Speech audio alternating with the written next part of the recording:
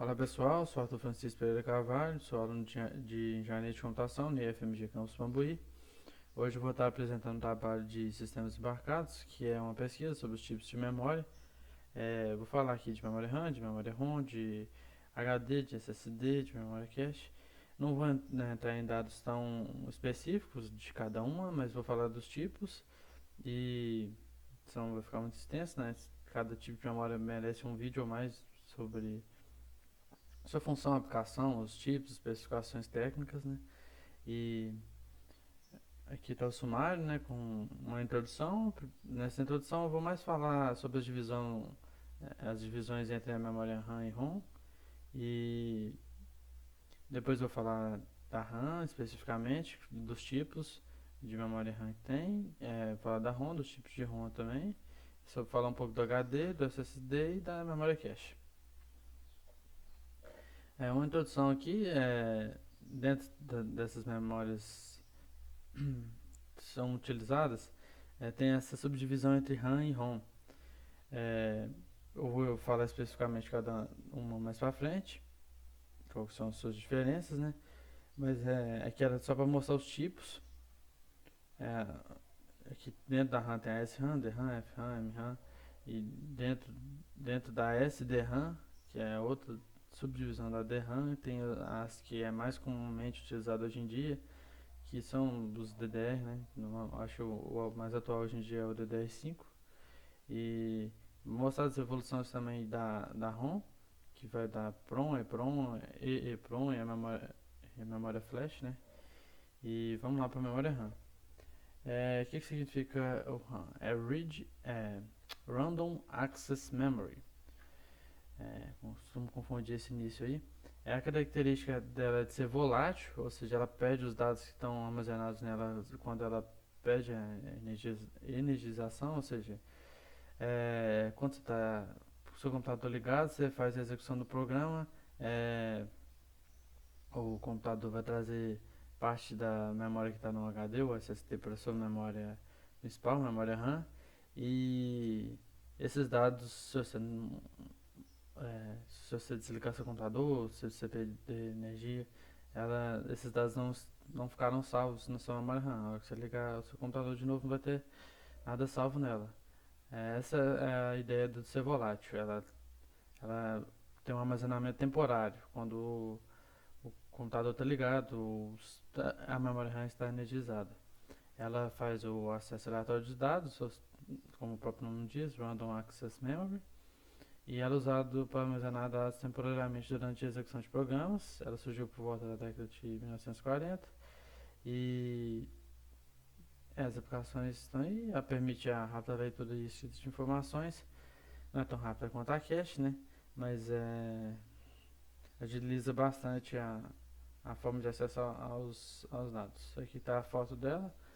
Hoje em dia ela está em recente evolução, né?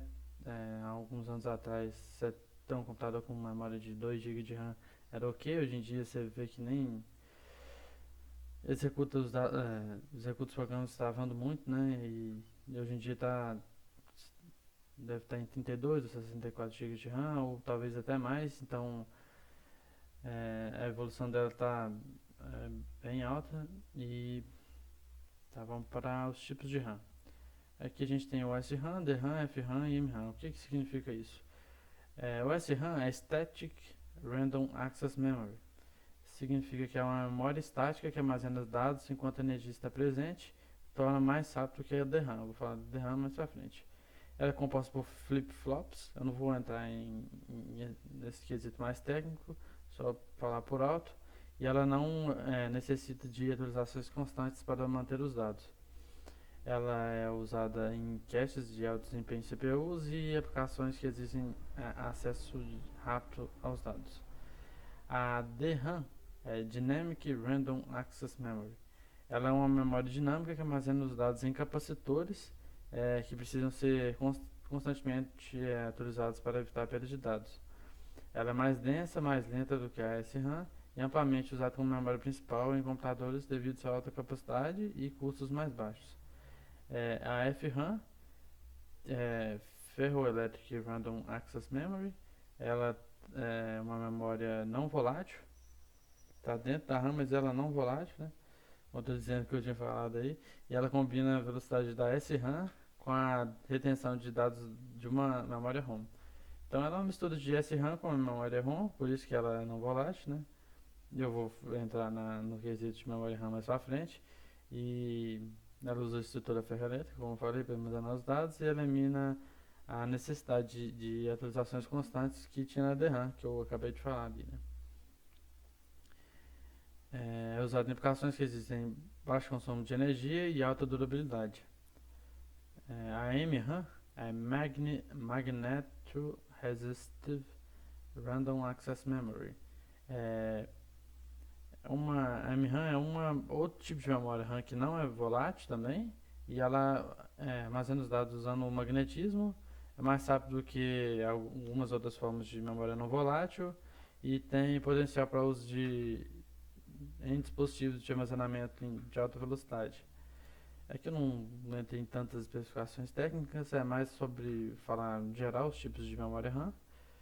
É, Aqui atrás a gente pode ver na introdução, aqui, ó, aqui dentro da DRAM, que é a Dynamic, a gente vai lá na SDRAM, que é a outra evolução da DRAM, e dentro dessa SDRAM que a gente encontra os tipos que são mais utilizados hoje em dia, que é os DDR, 3, 4, 5. Tá, vamos lá para a memória ROM. Read Only Memory, memória somente leitura. Isso era mais no início, né, que o que vinha do fabricante, você pegava a memória RAM do fabricante, você não conseguia alterar ela, né? Mas à medida que eu for explicando aqui, vocês vão entender isso que eu estou falando. Ela é não volátil, ou seja, ela armazena os dados mesmo sem estar energizada, ela é somente leitura, né, a princípio, e ela é bastante utilizada para armazenar dados permanentes e armazenar firmwares. Não vou entrar também muito na especificação de firmware, mas é basicamente um sistema operacional para uso específico, né? Sistema operacional que a gente usa com o Windows ou Linux, ou Mac, ou iOS, seja, é, é muito usado para propósito geral. Nosso computador pode fazer várias funções, né? Agora o firmware é mais para um propósito específico. A aplicação em BIOS de computadores ela é bastante utilizada, né? Quando nosso computador vai tá ligando, né? Ele tem que fazer antes de abrir o nosso sistema operacional em si, ele abre a BIOS, que é Basic Input Output System, e que a BIOS vai fazer o carregamento do sistema operacional do nosso computador. Ele também é utilizado em softwares embutidos em sistemas embarcados, principalmente se você colocar para firmware mesmo, né? Tá, aqui tá a fotinha dela. Vou falar sobre os tipos. Tem a PROM, EPROM, EEPROM e Flash. Basicamente uma evolução da outra. E a PROM já é uma pequena evolução da ROM básica, né? Que a PROM é uma memória que pode ser programada apenas uma vez após a fabricação. Então, você fabricou a memória ROM, a partir do momento que você tem ela, você consegue programar ela uma vez após a fabricação. E eles são gravados utilizando um dispositivo de gravação específico, como um dispositivo programador de PROM. Após a programação, os dados não podem ser alterados. Aí você já chega numa evolução dela, que é a EPROM, que é a Erasable Programmable Read-Only Memory. É uma memória que pode ser apagada e reprogramada várias vezes. E esse apagamento é feito expondo a memória a uma luz ultravioleta por um período de tempo específico. Ela é utilizada em dispositivos antigos e sistemas embarcados ainda é utilizada, né? Agora tem a mais recente, que é a EEPROM, que é Electrically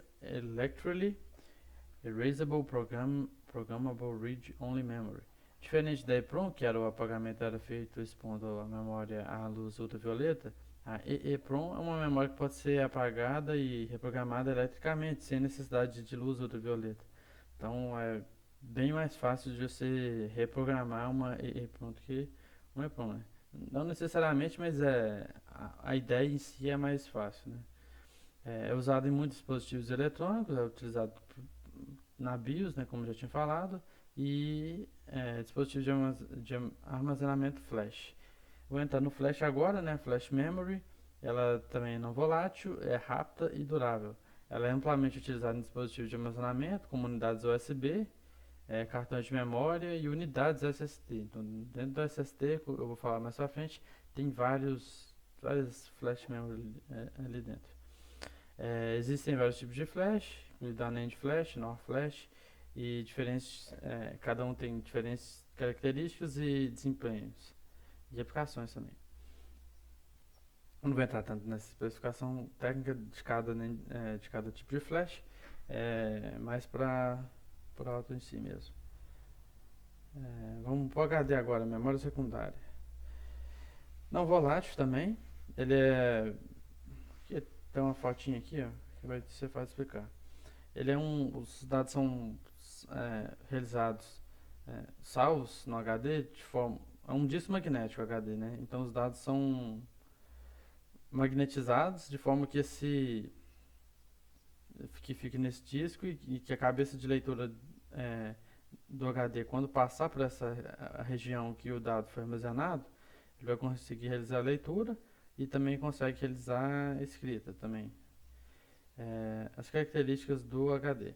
Ele surgiu mais ou menos na década de 1950 e as primeiras unidades deles eram grandes e caras, que hoje em dia já está bem mais em conta, né? No início da computação todos os componentes eram de custo bastante elevado. A capacidade dele aumentou bastante, o tamanho físico diminuiu, o armazenamento dele é de forma magnética, oferece capacidade de armazenamento em alto volume, né? Hoje em dia a gente tem HD de 2 TB, deve ter, que eu conheço mais é 2 TB, mas com certeza tem com valores maiores de memória. Ele tem um acesso mais lento em comparação ao SSD e nem compara com a memória RAM ou cache, que seja. E aplicação armazenamento de dados em computadores, seja desktop ou servidor, ou notebook, laptop, né? Ou também você tem os HDs externos, você vai atuar como se fosse um pendrive com um alto armazenamento ali. E aqui está uma foto de um. Hoje em dia está sendo altamente substituído pelo SSD, porque é bem mais rápido, a função é praticamente a mesma e o custo está quase igual, né? Características do. Vamos para SSD, né? Solid Statement Drive. Só corrigir aqui. É esse mesmo, Solid State Drive, unidade de estado sólido. Surgiu por volta da década de 1970 e são dispositivos de armazenamento de estado sólido com as EEPROM, que eu falei ali atrás. A partir da década de 2000 em diante, os SSDs modernos eram baseados na NAND Flash Memory, que eu também comentei ali, não tem muita especificação técnica, e que essas unidades são bem mais rápidas e duráveis e consomem menos energia que o HD. Então é uma grande evolução, né, que é utilizado hoje em dia. E falar mais de curiosidade, surgiu tecnologias como o NVMe, que é Non-Volatile Memory Express, que aumentaram mais ainda a velocidade dos SSDs. Não vou entrar em tantas especificações técnicas. A característica dele é armazenamento de estado sólido, sem partes móveis, e ele oferece alta velocidade de acesso aos dados. Ele é usado a aplicação dele é praticamente igual ao do HD, né? Você vai usar ele em servidor, desktop, laptop, SSD externo, acho que eu ainda não vi, mas provavelmente deve ter também, né? A aplicação dele é utilizar como armazenamento não volátil. Aqui está uma foto dele aberto, né? Normalmente a gente vê foto fechada, eu procurei um dele aberto. Cada um desses disquinhos aí eu acho uma memória flash, né? Flash ou EEPROM, aqui na foto não dá para ter certeza, mas é uma das duas aí. Tá, vamos para a memória cache. Vamos fazer uma relação da memória cache com a memória RAM em relação à memória secundária. A memória RAM em relação à memória secundária tem tem a função de agilizar o processo de acesso aos dados. O processador, para ele acessar a memória secundária, seja HD ou SSD, ele tem um custo maior, gasta mais tempo. E quando ele vai acessar a memória RAM, ele já gasta menos tempo. Então, o que é a ideia?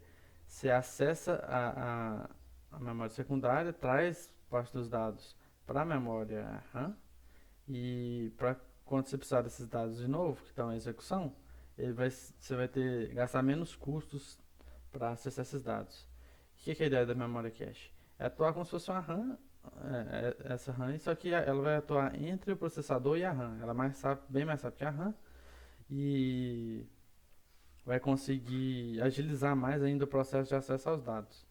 É, tá, vamos para as características específicas dela. Ela é uma memória pequena e rápida de armazenamento temporário, ou seja, volátil. Ela surgiu por volta da década de 1950, está presente na arquitetura do von Neumann, né? Está localizada entre a memória RAM e a memória do processador. Está localizada entre a memória RAM e o processador, desculpa, e ela é projetada para acessar os dados frequentemente usados pelo processador. Ela funciona armazenando cópias de dados e instruções frequentemente acessadas, de modo que o processador possa recuperá-los mais rapidamente do que se tivesse que acessar diretamente na memória principal, que é mais lenta em relação à cache, né? É, essa aqui eu não trouxe uma foto, normalmente já está, você não consegue, ela é muito pequena, ficou próximo ao processador ali, e é isso, espero que tenha dado para absorver esse conteúdo aí. Eu falei de forma geral os tipos de memória, sobre cada um dos tipos, e obrigado pela atenção e valeu.